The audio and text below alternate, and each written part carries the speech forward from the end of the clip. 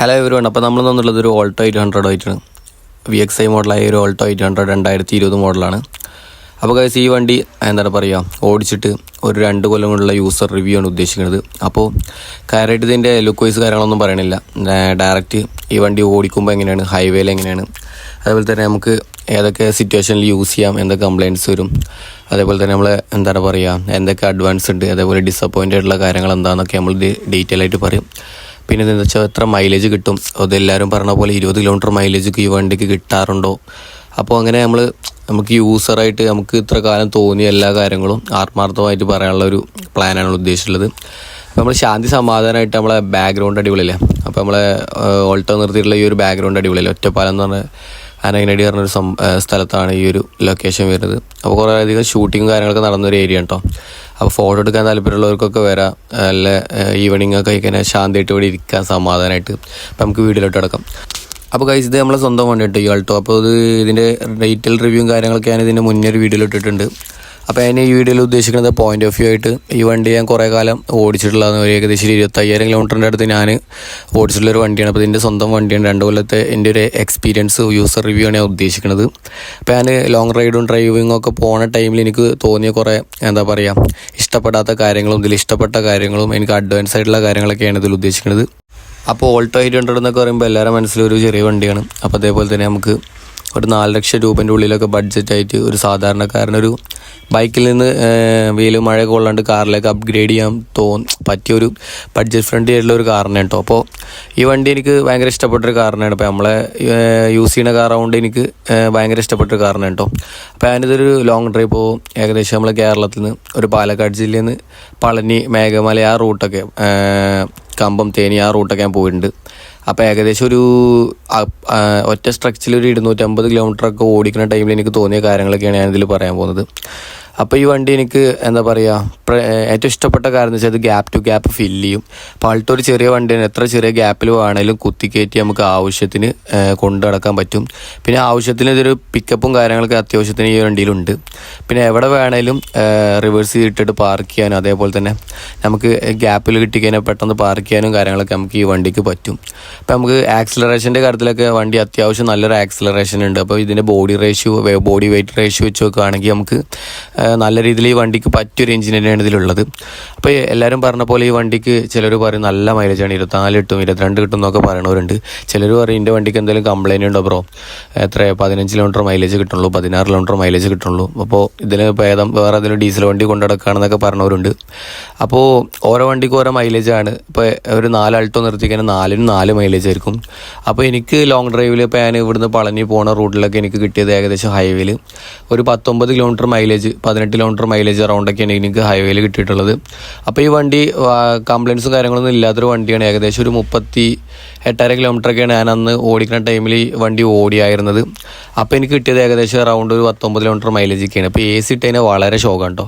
അപ്പോൾ എനിക്ക് തോന്നിയ കാര്യത്തിൽ എന്താ വെച്ചാൽ AC ഇട്ടതിനെ വളരെ ഷോക്കാണ്.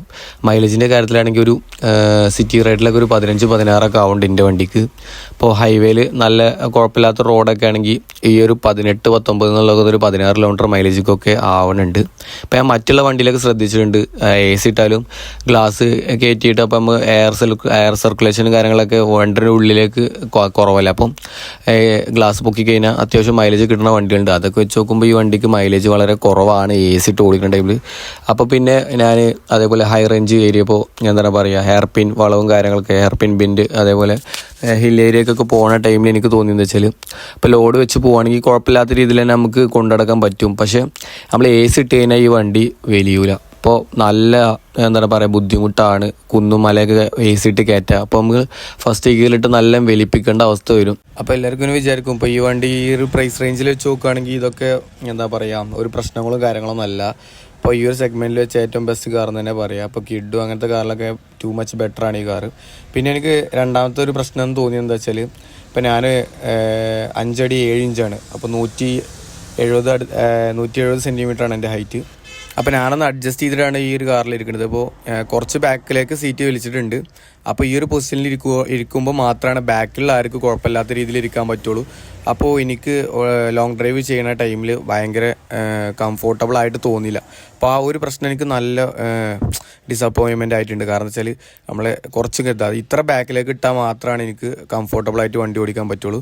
അപ്പോൾ അങ്ങനെ ഓടിക്കുകയാണെങ്കിൽ ഒരു പ്രശ്നമുണ്ട്, ബാക്കിലിരിക്കണ ആ ബാക്ക് സീറ്റിലിരിക്കണ നമ്മൾ ഈ ഒരു ഡ്രൈവർ സീറ്റിൻ്റെ ബാക്കിലിരിക്കണ ആൾക്ക് ബാക്കിൽ കാല് നേരം പോലെ വെച്ചിരിക്കാൻ പറ്റില്ല. അത് ഫുള്ള് ആളുടെ കാൽമക്ക് ബൾജ് ചെയ്യും. അപ്പോൾ അങ്ങനെ ഒരു പ്രശ്നം എനിക്ക് ഭയങ്കര ഫീൽ ചെയ്തു. അത് മാത്രം എനിക്ക് കാര്യമായിട്ട് അഡ്ജസ്റ്റ് ചെയ്യാൻ പറ്റാത്തൊരു കാര്യമായിട്ട് തോന്നിയത്. കാരണം എന്താ വെച്ചാൽ ഇപ്പോൾ നമ്മൾ ലോങ് ഡ്രൈവിൽ പോകുന്ന ടൈമിൽ എന്താ വെച്ചാൽ നമുക്ക് എന്തായാലും ഒന്ന് കുറച്ച് ദൂരം കഴിയുന്ന ടൈമിൽ കൈയും കാലൊക്കെ ഒന്ന് നീട്ടിയിരിക്കാൻ സ്വാഭാവികമായിട്ട് തോന്നും മനുഷ്യനല്ല, നമുക്ക് അങ്ങനെ ഒരു ഫീല് വരും. ഇപ്പം നമ്മൾ കുറച്ച് കൈയും കാലൊക്കെ നീട്ടിയിരിക്കാൻ ബാക്കിലേക്ക് സീറ്റ് ബാക്കിലേക്ക് ഇടുന്ന ടൈമിൽ ബാക്കിലത്തെ ആൾക്ക് ഇതേ ഒരു ലെവലിലാണ് ഇരിക്കേണ്ട അവസ്ഥ വരും. ഇപ്പോൾ എൻ്റെ കാലം ഞാനൊരു 5 അടി 7 ഇഞ്ചാണ് എൻ്റെ ഹൈറ്റ്. അപ്പോൾ ഞാനൊരു മീഡിയം ഹൈറ്റാണ്.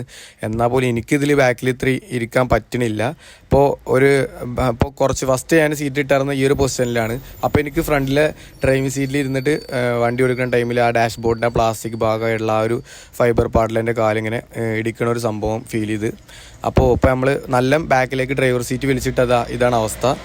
ഒട്ടും കാല് നമുക്ക് വെച്ചിരിക്കാൻ പറ്റില്ല. അപ്പോൾ കുഴപ്പമില്ലാതെ ഒരു 10-30 കിലോമീറ്ററൊക്കെയാണ് നമുക്ക് ഇരിക്കുക അഡ്ജസ്റ്റ് ചെയ്ത്. പക്ഷേ ഒരു ലോങ് ഡ്രൈവൊക്കെ പോകുന്ന ടൈമിൽ ഭയങ്കര ഡിസപ്പോയിൻമെൻ്റ് ആയിട്ട് എനിക്ക് തോന്നി. അപ്പോൾ ഒരു വിഷമം പിടിച്ചൊരു സംഭവം തന്നെയാണ്. പിന്നെ ഇപ്പോൾ നമ്മൾ ഇത്രയും സെറ്റപ്പിനെ കുറിച്ചൊക്കെ പറയുന്ന ടൈമിൽ ഈ വണ്ടിക്ക് ഏകദേശം ഒരു 4 ലക്ഷത്തിൻ്റെ ഉള്ളിൽ വരുന്ന ഒരു വണ്ടിയൊക്കെയാണ്.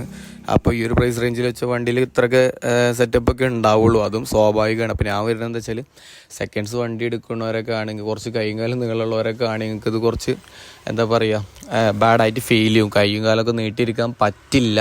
അപ്പോൾ പറ്റായൊന്നുമില്ല, അഡ്ജസ്റ്റ് ചെയ്തിരിക്കുക. പക്ഷേ ഒരു ലോങ് ഡ്രൈവിലൊക്കെ അഡ്ജസ്റ്റ് ചെയ്തിരിക്കുക എന്ന് പറയുമ്പോൾ അത് ഇത്രയും കംഫർട്ടബിൾ ആയിരിക്കും എന്ന് എനിക്ക് തോന്നില്ല. എനിക്കെന്തായാലും അഡ്ജസ്റ്റ് ചെയ്തിരിക്കാൻ പറ്റില്ല. കാരണം വെച്ചാൽ നമ്മൾ കുറച്ച് ദൂരങ്ങളൊക്കെ പോകുന്ന ടൈമിൽ ഒറ്റയടിക്ക് സ്ട്രെച്ച് ചെയ്താൽ പോകണമെങ്കിൽ ഇപ്പം നമുക്ക് വൈബ്രേഷൻസ് കാര്യങ്ങളൊക്കെ ഒരു ബാഡ് റോഡൊക്കെ ആണെങ്കിൽ തന്നെ ഒരു കുണ്ടും കുഴിയിലൊക്കെ ചാടുന്ന ടൈമിൽ നമ്മൾ കാലവിടെ വെച്ച് മുട്ട് കുത്തുന്ന ഒരു അവസ്ഥ വരും. അപ്പോൾ നമുക്ക് ഭയങ്കര ഡിസപ്പോയിൻമെൻ്റ് ആയിട്ട് തോന്നും കേട്ടോ. അപ്പോൾ നമ്മൾ വേറെയുള്ള കാര്യത്തിലൊക്കെ ഈ വണ്ടി പെർഫെക്റ്റ് ആണ് കേട്ടോ. ആക്സിലറേഷൻ്റെ കാര്യത്തിലാണെങ്കിലും വണ്ടീൻ്റെ പിക്കപ്പ് ആണെങ്കിലും എന്താണെങ്കിലും നമുക്ക് ഏത് പാർക്കിങ്ങിലും ആണല്ലോ ഈ വണ്ടി കൊണ്ടുപോയിട്ട് ചെറിയൊരു ഗ്യാപ്പിൽ പാർക്ക് ചെയ്യുക. അതേപോലെ തന്നെ ഗ്യാപ്പ് ടു ഗ്യാപ്പ് ഹൈവേയിലൊക്കെ ഫില്ല് ചെയ്ത് പോവുക. ഹൈവേ കിട്ടിക്കഴിഞ്ഞാൽ പാറി നടക്കുക, വേറെ പ്രശ്നങ്ങളും കാര്യമില്ല. അത്യാവശ്യം ബ്രേക്കും കാര്യങ്ങളൊക്കെ ഉണ്ട്. AC ഇട്ടാൽ ഒന്നുകൂടി ബ്രേക്കിംഗ് കിട്ടും. സുസുക്കിൻ്റെ ഒരു മെയിൻ സംഭവമാണല്ലോ AC ഇട്ടാൽ എനിക്ക് ഒന്നുകൂടി ഫീൽ ചെയ്തിരിക്കണം, ഒന്നുകൂടി ബ്രേക്ക് ചവിട്ടിയാൽ പെട്ടെന്ന് നിൽക്കുന്നതാണ്. പിന്നെ എന്താണെന്ന് വെച്ച് കഴിഞ്ഞാൽ ഈ വണ്ടിൻ്റെ ഫ്യൂവൽ എഫിഷ്യൻസി വെച്ച് നോക്കുകയാണെങ്കിൽ അത്യാവശ്യം കുഴപ്പമില്ലാത്തൊരു ഫ്യൂവൽ എഫിഷ്യൻസി ഉണ്ട്. AC ഇടാണ്ട് പോവുകയാണെങ്കിൽ ഏകദേശം ഒരു 18 കിലോമീറ്റർ അറൗണ്ട് മൈലേജ് കിട്ടും. ഇപ്പോൾ നമ്മൾ ഹൈവേയിലാണ് പോകണമെങ്കിൽ ഏകദേശം ഒരു 19 കിലോമീറ്ററിൻ്റെ അടുത്തൊക്കെ എനിക്ക് മൈലേജ് കിട്ടിയിട്ടുണ്ട്. ചിലവർക്ക് 22-23 കിട്ടണവരുണ്ട്. അതെന്താ വെച്ചാൽ ഓരോ വണ്ടിൻ്റെ മെയിൻ്റെനൻസും കാര്യങ്ങളൊക്കെ പോലെ ഇരിക്കും. ഇപ്പോൾ ഈ വണ്ടി ഞാൻ മെയിൻ്റെനൻസ് ചെയ്യണില്ല എന്നല്ല, ഈ വണ്ടി ഞാൻ അടിപൊളിയായിട്ട് മെയിൻ്റെനൻസ് ചെയ്യാറുണ്ട്. പക്ഷേ എനിക്ക് ഈ വണ്ടിക്ക് മാക്സിമം കിട്ടുള്ളത് 19 കിലോമീറ്റർ മൈലേജാണ് ഈ ഓൾട്ടോ 800 VXi എന്ന് പറഞ്ഞ ഈ ഒരു മോഡലിന് കിട്ടിയിട്ടുള്ളത്. അപ്പോൾ ഞാൻ റെൻറ്റിനൊരു റെൻ്റ് കാർ എടുത്തിട്ടുണ്ടായിരുന്നു. അപ്പോൾ ആ വണ്ടിക്ക് ഏകദേശം 20-21 കിലോമീറ്റർ മൈലേജ് കിട്ടിയിട്ടുണ്ടായിരുന്നു. അത് ഈ വണ്ടി സെയിം മോഡലാണ്, സെയിം VXi ആയിരുന്നു. അപ്പോൾ ഈ അപ്പോൾ ഞാൻ അങ്ങനെ ചിന്തിച്ച് ഈ വണ്ടിക്കും ആ വണ്ടിക്കും എന്തോ മൈലേജ് ഡിഫറൻസ് എന്ന്. അപ്പോൾ എനിക്ക് മനസ്സിലായി ഓരോ എഞ്ചിനും ഓരോ മെയിൻ്റെനൻസും കാര്യങ്ങളും ഓട്ടങ്ങളും പല ടൈപ്പാണ്. അപ്പോൾ ആ വണ്ടിക്ക് ഏകദേശം ഒരു 10-22 കിലോമീറ്റർ മൈലേജ് ഇട്ടായിരുന്നു. അപ്പോൾ ഞാൻ എൻ്റെ വണ്ടിയിലേക്ക് എത്തുമ്പോൾ ഒരു 3 കിലോമീറ്റർ 2 കിലോമീറ്റർ മൈലേജ് ഷോർട്ടായിരുന്നു. അപ്പോൾ ഈ ഒരു മൈലേജ് എനിക്ക് കുഴപ്പമില്ലാത്തൊരു മൈലേജ് ഹൈവേയിൽ കൊണ്ടുനടക്കാൻ പറ്റിയ രീതിയിൽ തന്നെയാണ്. പക്ഷേ നമ്മൾ AC ഓണാക്കി കഴിഞ്ഞാൽ എനിക്ക് ഫീൽ ചെയ്ത കാര്യമാണ്. ഇപ്പോൾ എല്ലാവർക്കും അങ്ങനെ ആയിക്കണമെന്നില്ല. അപ്പോൾ എൻ്റെ വണ്ടിക്ക് ഒരു 16-15 കിലോമീറ്ററിലേക്കൊക്കെ AC ഇട്ട 2-3 കിലോമീറ്ററൊക്കെ ഷോർട്ട് ആവുന്നുണ്ട്. അപ്പോൾ ഞാൻ 18 കിലോമീറ്റർ മൈലേജ് എൻ്റെ മനസ്സിൽ വെച്ച് ഓടിച്ചിട്ട് പെട്രോൾ അടിച്ചാൽ പോലും അത് നടക്കില്ല. അപ്പം ഞാനത് നേരെ ഈ വണ്ടീൻ്റെ മൈലേജ് 15 എന്നുള്ള ലെവലിൽ എണ്ണ അടിച്ചിട്ട് കൊണ്ടു നടക്കണം. എന്നാലേ എനിക്ക് ഒരു ഡ്രൈവും കാര്യങ്ങളൊക്കെ ലോങ് പോകാൻ പറ്റുള്ളൂ. അപ്പോൾ നമുക്ക് കാൽക്കുലേഷനിൽ ഡിഫറൻസ് വരും. അങ്ങനെ ഇപ്പം നമ്മൾ AC ഇട്ട് ഓടിക്കുന്ന ടൈമാണെങ്കിൽ നമ്മൾ സാധാരണ പോണേക്കായും കുറച്ചുകൂടെ ആക്സിലറേഷനും ക്ലച്ചിൻ്റെ ടൈമിങ്ങൊക്കെ നമ്മൾ റിലീസ് ചെയ്യണതൊക്കെ കുറച്ച് മാറ്റങ്ങൾ വരുത്തേണ്ടി വരും. അപ്പോൾ നമ്മൾ ആക്സിലറേഷൻ കുറച്ചുകൂടെ ചവിട്ടിയിട്ട് എടുക്കേണ്ട ഒരു അവസ്ഥ വരും. അപ്പോൾ അങ്ങനെ എടുക്കേണ്ട ടൈമിൽ എന്താ വെച്ചാൽ എനിക്ക് ഫീൽ ചെയ്തതെന്ന് വെച്ചാൽ ക്ലച്ചും കാര്യങ്ങളൊക്കെ പെട്ടെന്ന് പോകാനുള്ള സാധ്യത കൂടുതലാണ്. അപ്പോൾ വണ്ടി നല്ല ക്ലച്ച് ചവിട്ടി എടുക്കുന്നവർക്കൊക്കെ ആണെങ്കിൽ ഭയങ്കര ഡിസ്റ്റർബൻസ് ആയിരിക്കും. അപ്പോൾ നമ്മൾ ഈ ഒരു കുറച്ച് ലോഡും കാര്യങ്ങളൊക്കെ ഉണ്ടെങ്കിൽ തന്നെ നമ്മൾ നല്ല ക്ലച്ച് താങ്ങിയെടുക്കേണ്ടത്. ഇപ്പോൾ ഒരു ഹിൽ ഏരിയ ഒക്കെ ആണെങ്കിൽ AC ഒക്കെ ആണെങ്കിൽ നല്ല ക്ലച്ച് താങ്ങിയെടുക്കേണ്ട ഒരു അവസ്ഥ വരും ആ ടൈം. ഇപ്പോൾ നമ്മൾ റെഗുലർലി അങ്ങനെ ഓട്ടങ്ങളുള്ള ആണെങ്കിൽ AC ഓൺ ആണെങ്കിൽ നമുക്ക് പെട്ടെന്ന് ക്ലച്ചും കാര്യങ്ങളൊക്കെ തേയ്മാനം പറ്റാൻ ചാൻസ് കൂടുതലാണ്. ഇപ്പോൾ നമ്മൾ ഈ ഒരു വണ്ടിക്ക് അത്രമാത്രം പവർ ഉണ്ടാവുള്ളൂ. കാരണം എന്ന് വെച്ചാൽ ഈ വണ്ടി വരുന്നത് ഏകദേശം 800 cc വരുന്ന ഒരു എഞ്ചിനാണ്. അപ്പോൾ നമ്മൾ അത്രയും പ്രതീക്ഷിച്ചാൽ മതി. ഏകദേശം നല്ലൊരു എഞ്ചിൻ തന്നെ ഈ വണ്ടിക്ക് ഉണ്ട്. ഇപ്പോൾ നമ്മൾ AC ഓഫ് ആണെങ്കിൽ വണ്ടി അടിപൊളിയാണ്, പാറ് നടക്കും. AC ഇടുമ്പോൾ ചെറിയൊരു വലിവിന് വലിയ മൂട്ടണ പോലെ നമുക്ക് ഫീൽ ചെയ്യും. എന്നാലും കുഴപ്പമൊന്നുമില്ല. അപ്പോൾ നമ്മൾ ഡയറക്റ്റ് ഹൈവേ ഒക്കെ അടിപൊളിയായിട്ട് പോയാൽ നല്ല കൂളിങ്ങുള്ള AC ആണ്. അപ്പോൾ എനിക്ക് അങ്ങനത്തെ കാര്യങ്ങളിലൊന്നും വലിയ പ്രശ്നങ്ങളൊന്നും ഫീൽ ചെയ്തിട്ടില്ല. AC ഒക്കെ അടിപൊളി AC ആണ്. അപ്പോൾ നമുക്ക് എന്താണ് പറയുക, ഒരു ഹിൽ ഏരിയ അല്ലെങ്കിൽ ഒരു എയർപിൻ അങ്ങനെ ഒരു ഹിൽ സ്റ്റേഷനൊക്കെ കയറുന്ന ടൈമിലാണ് കുറച്ച് ബുദ്ധിമുട്ട് തോന്നുള്ളൂ. അപ്പോൾ നമ്മൾ കുറച്ച് ലോഡ് ഉള്ളെങ്കിൽ കുഴപ്പമൊന്നും ഉണ്ടാവില്ല, അത്യാവശ്യം കുഴപ്പമില്ലാത്ത രീതിയിൽ തന്നെ പോവാം. അപ്പോൾ ഈ ഒരു വണ്ടീൻ്റെ കുഴപ്പങ്ങളും കാര്യങ്ങളും അപ്പോൾ ഞാൻ ഈ വീഡിയോയിൽ പറഞ്ഞിട്ടുള്ളത് ഫുള്ള് കുഴപ്പങ്ങളായിട്ട് മാത്രം പറയല്ല. ഇപ്പോൾ ഞാൻ തുടക്കത്തിലേ പറഞ്ഞിട്ടുണ്ട്, ഇതിൻ്റെ റിവ്യൂവും കാര്യങ്ങളും ഞാൻ വേറെ വീഡിയോയിൽ ഇട്ടിട്ടുണ്ട്. അപ്പോൾ എനിക്ക് തോന്നിയ ഡിസപ്പോയിൻമെൻ്റ് ആയിട്ടുള്ള കാര്യങ്ങളും ഇതിന് കിട്ടിയ മൈലേജും കാര്യങ്ങളാണ് എനിക്ക് ഷെയർ ചെയ്യുന്നത്. ഒരിക്കലും ആൾട്ടോനെ കുറ്റം പറയുന്ന ഒരു വീഡിയോ ഒന്നും അല്ല ഇത്. അപ്പം നിങ്ങൾ അങ്ങനെ ഈ ലെവലിൽ കാണില്ല, ഫുൾ വീഡിയോ കാണണം. ഇപ്പോൾ ഞാൻ ഈ വണ്ടിയിലേക്ക് ഞാൻ യൂസർ റിവ്യൂ ആണ് ഉദ്ദേശിച്ചത്. അപ്പോൾ ഈ വണ്ടിക്ക് എന്തൊക്കെയാണ് പറ്റിയിട്ടുണ്ട് അങ്ങനത്തെ കാര്യങ്ങളാണ് ഞാൻ ഉദ്ദേശിച്ചിട്ടുള്ളത്. ഇപ്പോൾ നമുക്ക് ഡീറ്റെയിൽ റിവ്യൂ ആണെങ്കിൽ ഞാൻ വേറെ വീഡിയോ ഈ ചാനൽ അപ്ലോഡ് ചെയ്തിട്ടുണ്ട്, ഓൾറെഡി ഒരു 6 മാസങ്ങൾക്ക് മുന്നേ അപ്ലോഡ് ചെയ്തിട്ടുണ്ട്. അപ്പോൾ ആ വീഡിയോ പോയി കാണാം. ഓക്കെ, അപ്പോൾ എനിക്ക് യൂസ്ഫുൾ ആവുമെന്ന് വിചാരിക്കുന്നു. അപ്പോൾ thank you for watching the video. See you next time. By.